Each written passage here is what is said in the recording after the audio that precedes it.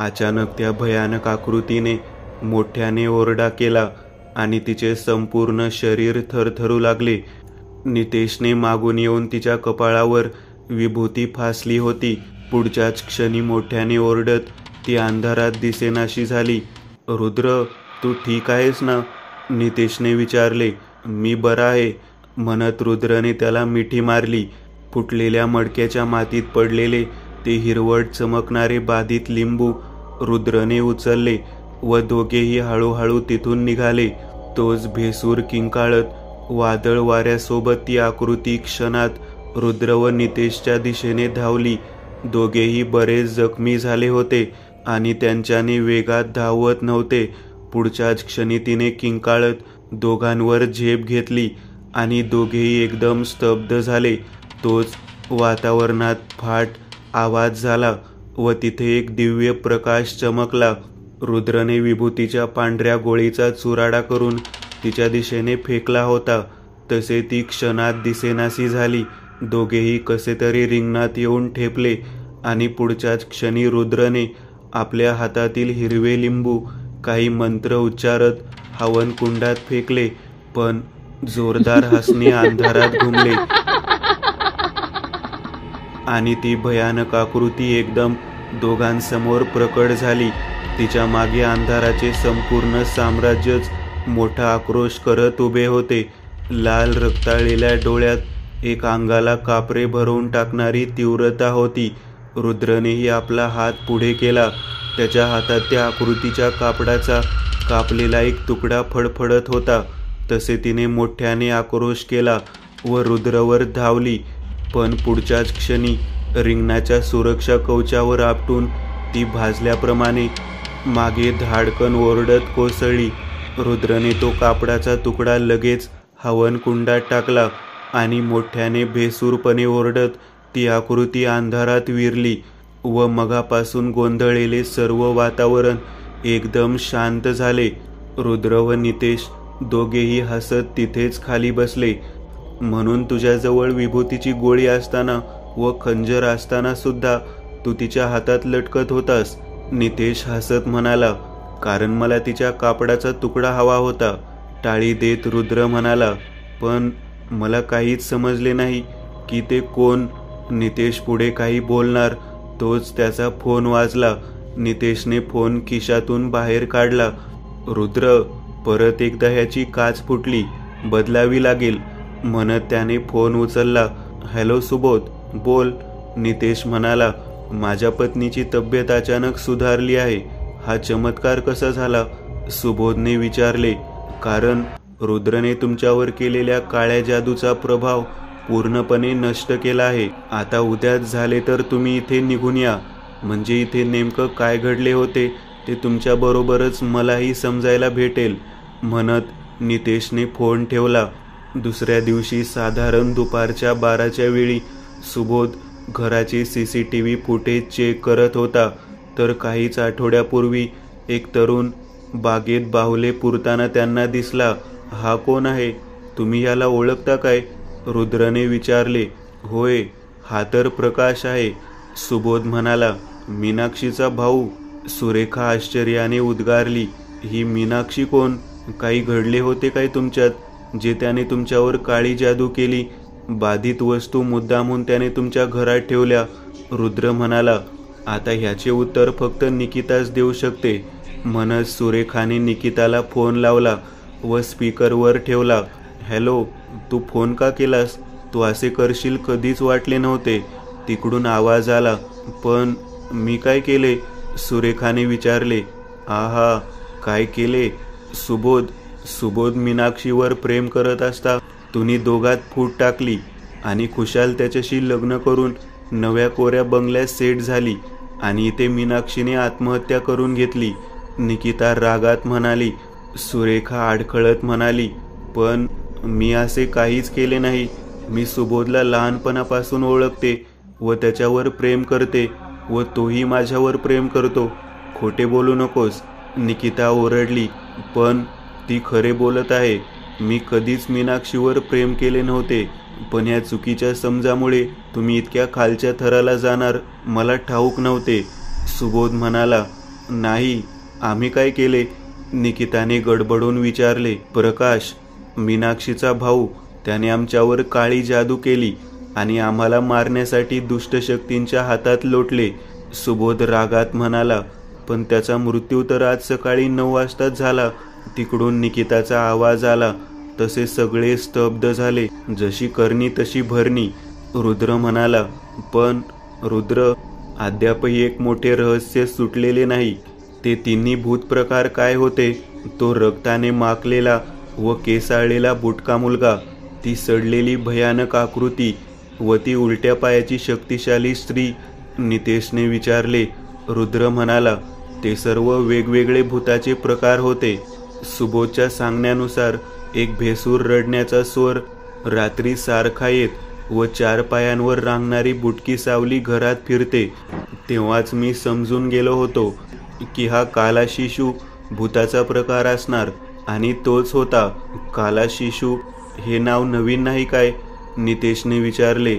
नाही, तो अनेक दंतकथामध्ये व लोककथामध्ये प्रचलित आहे. हा आकाराने लहान असतो, रक्ताळलेला, डोके मोठे व अंगावर जागोजागी केसांचे गुच्छे असतात. अंग काळे व डोळे काळे किंवा पांढरे चमकदार असतात.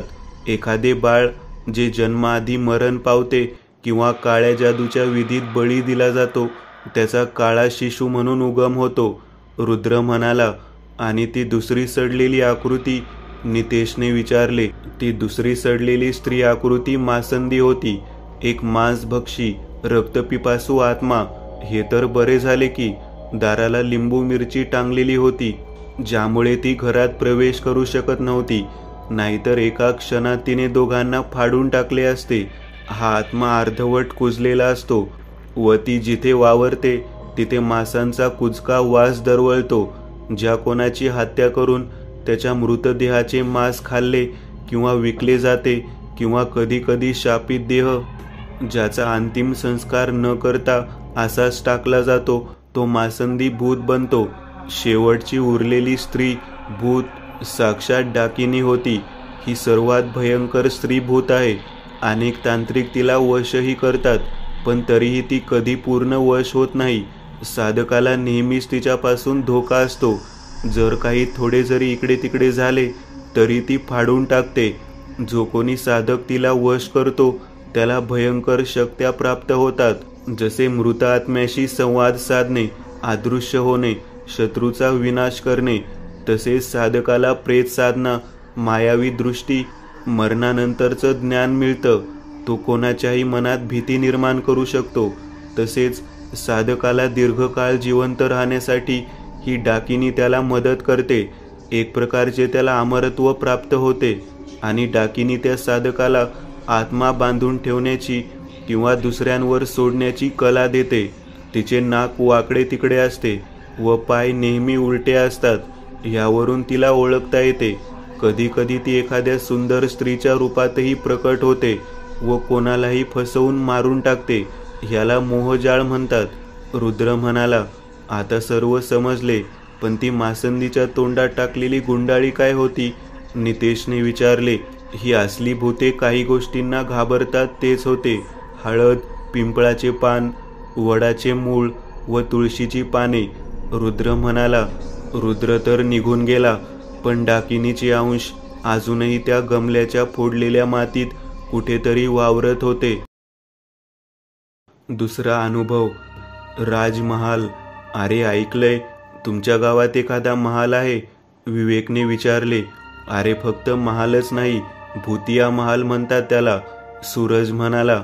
तुम्हाला काही वेगळ्या गोष्टी सुचत नाही काय? नुसत्या त्या महालाविषयी गप्पा गोष्टी चालतात तुमच्या, वैशाली म्हणाली. घाबरलीस वाटते, प्रभाकर चिडवत हसत म्हणाला. अरे एवढे बोलताय तर एकदा जाऊन बघू, वनिता म्हणाली. चला तर मग, सागर आपल्या जागेवरून उठत म्हणाला. अरे मित्रा थांब की, रात्री जाऊ. आज दुपारी आपण वैशालीच्या घरी जेवायला जातोय, विसरलास काय? सूरज त्याच्या हाताला पकडत म्हणाला. ते सर्व सकाळी गावातील पारावर बसले होते. वैशाली सोडली तर बाकीचे सर्व शहरातील तरुण मुले होती. रात्र झाली होती. अवकाशात टिमटिम चांदणे चमकत होते. अंगाला गार वारा झोंबत होता आणि त्या वातावरणात गाव शांत पौडले होते. ही सर्व मित्रमंडळी तिथे गावाबाहेर जमली होती. अंधाराचा सामना करण्यासाठी त्यांच्या हातात विजेरी होती. अरे, ही वैशाली इतका वेळ का लावते? प्रभाकरने विचारले. ती बघा आली. वनिता आपले बोट दुरून येणाऱ्या वैशालीकडे उचलत म्हणाली. अगं, तुला इतका वेळ का लागला? सागरने विचारले. तुमच्यासारखे माझे नाही. घरातून रात्री बाहेर पडणे खूपच कठीण आहे. घरच्यांच्या प्रश्नांचा भडीमार सहन करावा लागतो. मित्राच्या वाढदिवसाला जात आहे, लवकरच येईल म्हणून आले, वैशाली म्हणाली. अशाच गप्पा मारत ह्या 7 जणांची टोळी गावाबाहेर पडली. अरे, आणखी किती चालायचे? माझे पाय दुखलेत बघा, प्रभाकर म्हणाला. अरे, तो बघ, उंच महाल, झाडापेक्षाही त्याचे टोक उंच गेलेले आहे, विवेक म्हणाला. मी काय म्हणते, थोडे दुरूनच पाहून मागे फिरू, वैशाली म्हणाली. ती थोडी घाबरलेली होती. अनेक नानाविध गोष्टी त्या महालाविषयी ज्या तिने लहानपणापासून ऐकून ठेवल्या होत्या त्या तिच्या मनात घोळत होत्या. आतापर्यंत ते ज्या महालाजवळ येऊन ठेपले होते, अगदी उंच महाल होता तो, खूप जुना पण भक्कम. त्याच्याच टोकावरती मोठा चंद्र चमकत होता. त्या चंद्राच्या सावलीत काही वटवाघूळ घिरट्या घालत होते. समोरच मोडकळीस आलेले गेट व कंपाऊंड वॉल होती. पुन्हा एकदा विचार करून घ्या, मागे फिरा, वैशाली म्हणाली. पण तोपर्यंत बाकीच्यांनी करारणारा लोखंडी गेट उघडून आत प्रवेश केला होता. अगं चल, काही नाही होणार, म्हणत वनिताने वैशालीला ओढले. समोरच एक जुनाट बाग होती.